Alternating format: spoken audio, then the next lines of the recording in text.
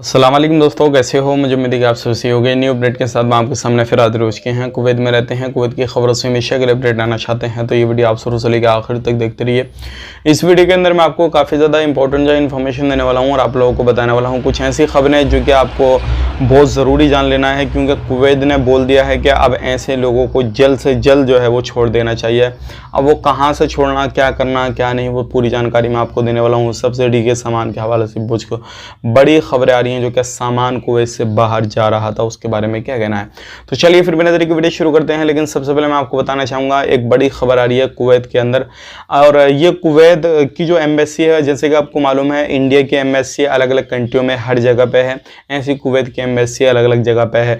तो कुवैत की जो गवर्नमेंट है उसने कहा है कि इराक के अंदर जितने भी कुवैती लोग हैं तो उनको इराक को छोड़ देना चाहिए, क्योंकि इराक के हालात जो है वो काफ़ी ज़्यादा बद से बदतर होने वाले हैं और बद से बदतर हो रहे हैं, क्योंकि पूरे इराक के अंदर कर्फ्यू लग चुका है। तो इसलिए जितने भी कुवैती लोग हैं वहाँ से उनको छोड़ देना चाहिए तुरंत। और मैं आपको बताना चाहूँगा, अगर आप एक इंडिया के रहने वाले हैं तो भी आपको छोड़ देना चाहिए, क्योंकि कोई भी देश की जब हालत ख़राब होती है तो काफ़ी ज़्यादा उसके अंदर परेशानियां शुरू हो जाती हैं। जैसे कि श्रीलंका के अंदर आप देख सकते हैं कितनी बड़ी बड़ी प्रॉब्लम और कितनी बड़ी प्रॉब्लम से जो है पूरा देश जूझ रहा है। तो इसी तरीके से अब ये इराक की बारी है। अब आने वाले वक्त में अगर आप कहीं पर भी जाते हैं किसी भी तरीके से, तो आप उस देश को देखिएगा किस तरीके से चल रहा है, क्या है क्या नहीं है। तो ये जो है कुवैत गवर्नमेंट ने कहा है अपने नागरिकों से जल्द से जल्द उनको छोड़ देना चाहिए। अब बात कर लेते हैं पे अगली खबर की तरफ। जो अगली खबर आ रही है, जितने भी लोग वेस्ट में के अंदर दुकानें वगैरह चलाते हैं, कुछ भी करते हैं, तो इस टाइम पे वहाँ पे काफ़ी ज़्यादा चेकिंग हो रहा है। बहुत सारी दुकानों को, बहुत सारे शोरूम वगैरह को जो है वार्निंग देकर छोड़ दिया गया है, जो कि छोटे छोटे उल्लंघन कर रहे थे। लेकिन आने वाले वक्त में इस तरीके से कोई भी बंदा उल्लंघन करता है तो उनको नहीं छोड़ा जाएगा। तो ध्यान रखिएगा, अगर आप किसी भी तरीके से कुछ भी काम काज करते हैं, कहीं पर भी कुछ भी कर रहे हैं, तो सही तरीके से काम कीजिए, ऐसी इलीगल एक्टिविटी ना करें जिससे आपको परेशानी हो और आपका दुकान वगैरह जो भी है वो बंद हो जाए। बात कर लेते हैं यहाँ पे अगली खबर की तरफ। जो अगली खबर आ रही है सब्सिडी के हवाले से। जैसे कि आपको मालूम है कुवैत के अंदर लोगों को सब्सिडी में मिलती है।